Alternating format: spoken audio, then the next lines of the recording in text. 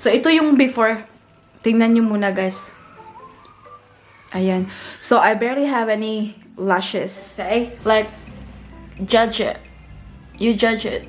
Tingnan nyo yung pilik mata ko. Oh, diba? Hello, everyone! Welcome back to our channel. So, it is Thursday ng gabi, guys. And, I don't know, asan yung phone ko. But, it is... I'm just thinking, I think it's close to 6 o'clock at night now. Tapos, kakauwi ko lang ng work.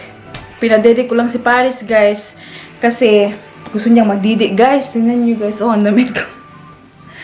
Tapos, ito yung suot ko, guys, today. Tingnan niyo. Very ano tayo today, guys. Very casual tayo, guys. Ayan. Oh, dilim. So, ito lang yung top, guys. Yung parang denim lang siya, pero pink. Tapos, yung bottom natin is white pants. Yan. Yan lang yung suot natin kaya ngayon. Okay. So, ngayon nga, Thursday, may appointment ako. Pupunta ako sa guys, magpapagawa ako ng lash extensions. So, it's been a while since the last time na nagpa-lash extensions ako. Kaya sabi ko sa sarili ko, magpaano ko guys, magpa-lash extension na naman ako. Kasi nga, I don't know, it just saves me a lot of time in the morning. I know it's expensive, but yeah, it saves me a lot of time in the morning. Especially guys, mami na ako. Ngayon, like in the morning, parang, I have to get myself ready, tapos I have to get Paris ready at the same time. Then I start at work at 7:30. I have to drop Paris at childcare, you know what I mean? So, yun guys, kailangan ko na ng kasi yung hindi ko na kailangan ganunin ko pa ang aking pilok. So, ito yung before. Tingnan nyo muna guys. Ayan. So, I barely have any lashes. Tingnan nyo, kunting-kunti lang talaga siya. Kaya, I'm very, a good candidate para sa mga lash extensions na ganyan. So, that's what I'm doing this afternoon, guys. Yung appointment ko pala, 6:45. Tapos, yung salon is around 20 minutes drive from here. So, I have to leave soon. But I thought like I'm gonna take my camera with me because I would like to show you the before and after, and so that you'll have an idea, you know, the difference it will make on your face when you have lash extensions. So, yun yung gagawin natin. Tapos, guys, I'm very conscious now using the word guys. Because one of our lovely viewer, asan yung phone ko? Asan na ba? Tingnan natin, check ko muna yung pangalan niya. Na-notice niya talaga na sa isang video, how many times I say guys. And, oh my God, what's her name? Mona Lisa Portugal. Hi sis, thank you for your comment. Kasi parang na-realize ko ba na kasi hindi ko na tingnan niyo guys na naman ako. Hindi ko na papansin minsan pag nagsasalita ako. Ang dami na palang guys. Tapos nung nag-comment ako na nag-edit ako ng isang video ko, yung nagpapak ako ng box, yung balikbayan box. Oh my God. Hindi ko talaga mabilang kung ilang beses ako nagsabi ng guys. Kaya ngayon, very conscious na ako. Minimize ko na yung pasabi ko ng guys kasi I think it's very, very annoying yung always guys. So, yeah, thank you, sis Mona Lisa Portugal for that comment. I really appreciate it. So, mostly kasi, I noticed na I use a lot of, like, guys word when I'm speaking in Tagalog. But, when I speak in English, masyadong walang guys, ganun. But, I'm trying hard not to overuse the word guys in my videos. So, yeah, so yun lang. Tapos, ewan ko kung magbihis pa ako or ganito na lang. Kasi, ayoko na, like, I can't be bothered na. So, ito na lang siguro, alis na ako very shortly. Tapos, yun, magpapaano ako. So, I think yung lashes, yung process will actually take an hour and a half. And I will share you the cost and some more details later on. So yeah, so for now I'm just gonna say bye because I'm gonna go drive, and I'll speak to you again soon, and maybe you'll see me again with my Baba Boom lashes on. So see you again soon.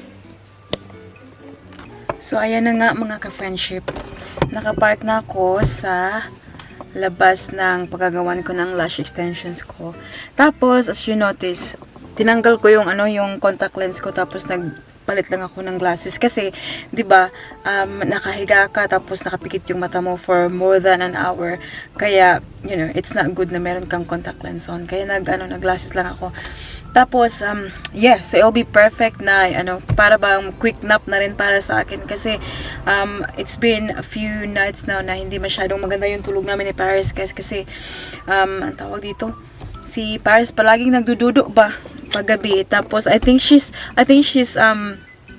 in the growing mode, yung parang yung nag-grow siya, tapos ngayon palagi siyang nagdididi.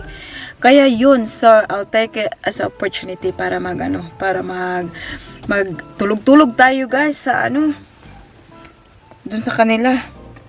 Tapos time check is 6:36 ng gabi. It took me talaga guys, just over 20 minutes drive kasi may traffic dun medyo sa sa main road. Pero I'm still here early kasi 6:45 pa naman yung yung appointment ko. So I'm so glad that I left earlier. So yun nga, iniwan ko si Paris kay Daddy para muna. Para nga makaalis muna ako. Kasi appointment ko sana, original na appointment ko, pa sana? Anong date ba yun? It was Monday yata yung appointment ko sana, pero ang nangyari 5:30 yung 6 yung appointment ko ng gabi. Tapos hinintay ko si Mike na makauwi from work para nga siya yung mag-look after muna kay Paris. Ngayon may problema man kasi yung bus, yung train pala walang the train is not working, so Mike has to catch the bus. So ngayon ang bus is very slow guys, so that's why he didn't make it on time. So I messaged the lady, I said like I'll just come, or I'll just have to reschedule my appointment because unfortunately I just couldn't do it because who's gonna look after Paris. So luckily she was very understanding guys. Sabi niya it's okay, she understand that public transport is unreliable, and which is really good for her to know that. So yun guys, kaya ngayon nandito ako. Tapos we'll see how it goes kasi first time ko sa kanya. Kasi nga 'di ba nag-move kami dito sa southeast from west. So yung the lash technician na gumagawa ng lashes ko, ng lash extensions ko, is from Braybrook. So now I'm in Glen Waverley, so I'm in the other side of the town guys. So kaya yun, so it will be very interesting, but I've done my research guys. Pag gusto kong magpagawa ng something, I do my thorough research talaga. Yung chine-check ko yung Facebook, all the reviews in Google, yung Instagram, yung mga work niya ba, tinitingnan ko talaga. So, so far naman yung sa kanya, her job looks amazing. Tapos may marami siyang 5-star na reviews ba. So, that's why I'm trying her out. Tapos pag kasi loyal ako ng pagkatao guys eh. So, pag nagustuhan ko yung work niya, then she will be my lash technician for I don't know, as long as nandito kami sa southeast side. So yun lang nga guys. Paano ko na lang pakita ko sa inyo mamaya pagkatapos. Siguro madilim na pagkatapos kasi anong oras na matatapos yan, 1 hour and a half maybe. So medyo madilim na, but maybe when I get home I'll just show you what it looks like, and we'll talk about the yung set na ipapagawa ko, tapos price and everything. So, alis na tayo. Tingnan nyo guys, I really like this top. I got this from Bardo. Nag-sale sila. I don't know if you watched my previous video, but yeah, nung anong araw ko to binili? Nag-sale sila guys from $170 down to $51. Kaya yun, binili ko guys. It's very cute. Pink. It's so me. It's so me. And ito pala yung bag ko for today. Hindi pa pala ako nakagawa ng video kung paano ko to nakuha na bag na to. Louis Vuitton Alma Baby in Damier Bean print.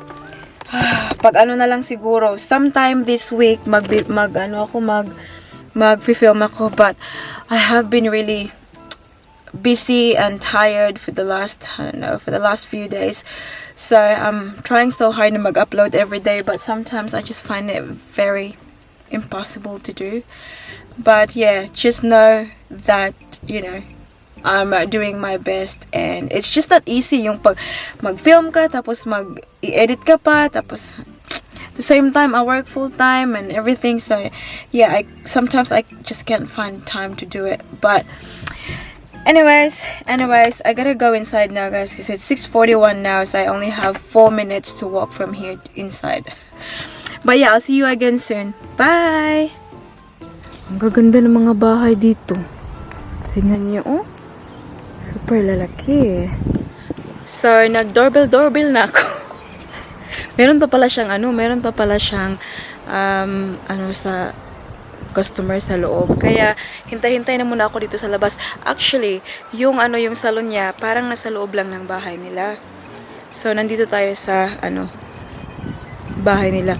Kasi nga, mga na yan sila, very, ang tawag dito, mga accredited na yan sila ng mga lash technician. Pero nga lang, minsan, pag nasa ka na, sobrang mahal na pag nasa yung mga salon ka na. Alam mo naman, yung mga renta. Kaya yun. Pero, nakita ko pala siya sa guys, sa Facebook. So, ako yung sa Facebook Marketplace ba. So, nag-search ako ng tapos nakita ko yung ad niya. Tapos yun nga sabi, naka-sale siya. Naka-sale daw. So, I don't know, kung sale na yung $90 guys, paano na lang kung hindi siya sale, di ba? May isang place ako na gustong-gusto ko talagang puntahan, but you know what, yung set nila 200 something, kaya sabi ko na I'm not prepared to pay. I'm not prepared to pay for that kasi nga, 'di ba? $200 for lash extensions, that is ridiculous. But anyways, ang ganda na dito guys, so very quiet lang. But yeah, maiiba na to yung mukha natin mamaya guys. Kasi nga, 'di ba? I noticed na pag may lash extensions ka, parang yung mukha mo, yung eyes mo, yung parang gising na gising ba siya? Pero pag ganito, parang tired, parang gusto lang matulog guys.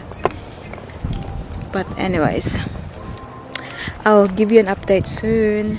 Hi guys! So, it is the day after na nagpagawa ako ng lashes guys. Hindi na ako nakapag-vlog last night because I got home so late. It was around 9 something guys, and Paris was ready for bed when I got home. Kaya hindi na ako nakapag-vlog. Tapos, kasi the lady who did my lashes guys, she took her time. Like seriously, I think it took maybe 2 hours to get it done. And I'm gonna show it to you closely guys, what it looks like now. Ayan. So, ayan na yun guys, oh. Very mahaba na siya guys, no? So that's what it looks like. Ooh, the lighting just got dark. So that's what it looks like now. So I really like it. It is, to tell you the name of this set, it is what they call hybrid set. So it's a combination of volume and classic. So it's not the volume, it's not the classic, it's just in the middle. So this is, yeah, this is it. So giving you an idea how much it cost guys.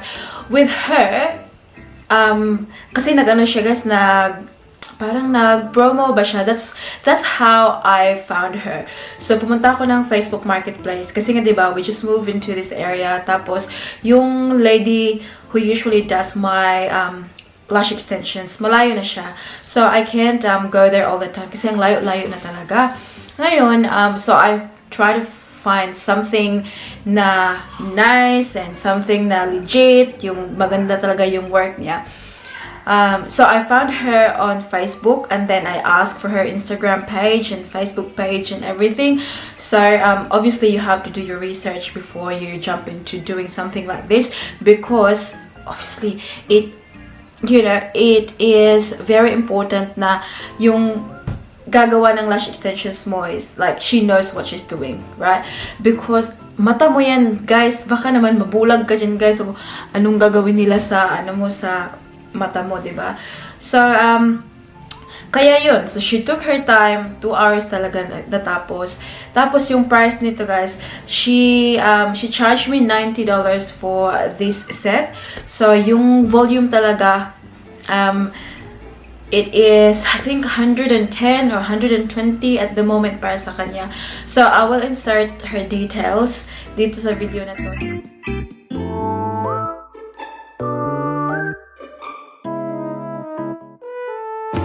In case nandito kayo sa southeast part of Melbourne, then you should go check her out. I recommend her. She is amazing, I'd say. Like, judge it. You judge it. Tingnan nyo yung pilik mata ko, oh, diba? So, I'm so sorry about the lighting. I'm just relying on the lighting outside. Tapos, parang uulan na naman yata. Kaya, yan. But, yeah, so yeah, I will insert her details para ma-check niyo siya. So the whole time, 'di ba, I said before na pag it is a perfect time na mag-nap kasi nga 'di ba, you are closing your eyes for the whole duration. Tapos sa kanya it was different because we were talking the whole time. So even though nakapikit yung mata ko, we were like chit-chatting and like just talk about everything that's going on in the world. So I didn't have a chance to have a nap. The whole 2 hours we were talking. So that was okay, that was good. It was very entertaining naman. And yeah, so yeah, that's why I just came here, guys, because I want to close the vlog. Kasi nga hindi ko naman ma-close yung vlog ko, guys. Sayang naman kung hindi ko siya tatapusin, diba? So that's why I'm here now, guys. So for you to see the result. Ayan. But all in all, I like it. I like my experience most of all. Tapos yeah, for $90, I think it was very how do you call it, in the range, kasi yung ibang places, guys, na alam ko, they charge more than that. But yeah, as mentioned before, naka-sale kasi siya, guys, kaya 90 lang siya. Normally it's more than $90. But yeah, so let me know what you think, guys. As what I said, I really like having eyelash extensions just because, as a mother, in the morning pag nagising ako, guys, I don't have enough time to get ready. Kasi I get myself ready, I get Paris ready to go to childcare. So wala lang time para sa mga lashes na ganyan, tapos mga makeup. Kaya that's why I decided to get it again, because I stopped doing it for a few months. Kasi nga, guys, I found it expensive, diba? Lalo na ngayon, childcare na si Paris, so I have to pay childcare, we have to pay for this and for that. So, minsan wala na siya sa budget. But this time, sabi ko talaga sa sarili ko, I wanna get it again. And, yeah. And, having, like, lash extensions, sometimes it gives you, like, confidence, guys. Because I really like it. Like, seriously, it makes just the whole look, nicer, I would say. But, yeah, I think this length as well. So, I had the D curl, and because it's hybrid and I wanted the doll look, so it's 9, 10, 11, 12, 13. That's the length. So the longest lashes that I have on now is 13. Tapos yung pinaka short, guys, is 9, yung dito sa inner side ba. So yeah, that's about it, guys. If you have any questions, let me know. And yeah, and let me know what you think about my lashes. But yeah, thank you so much for watching, guys. As always, appreciate your time. Sana naman i-click nyo yung subscribe button for more videos, kasi I love doing videos and I love filming contents for you, for everyone, for myself. So I hope that you're enjoying it. And also, if you're watching this, kindly leave a note. Leave a comment in the comment section below, just letting me know that you're watching. Para naman, hindi ako nasasalita na parang ako lang guys. So, wala namang nanonood ng mga videos ko. But, anyways, darating din doon tayo guys, diba? So, lahat naman ng channel ngayon na very high na yung subscribers nila guys, yung viewers nila, they came from this stage naman guys, where I am right now, diba? Yung parang, lang guys, kahit 10 lang manood, I'm very happy. And especially pag nakatanggap ako ng mga comments guys, it makes me really happy. Like, it makes me feel like worth it naman yung pag video ko guys. So yeah, guys, I hope to see you all in the next one. And if you have any requests, let me know. And please don't forget to be good. And if you can't, be careful. Bye!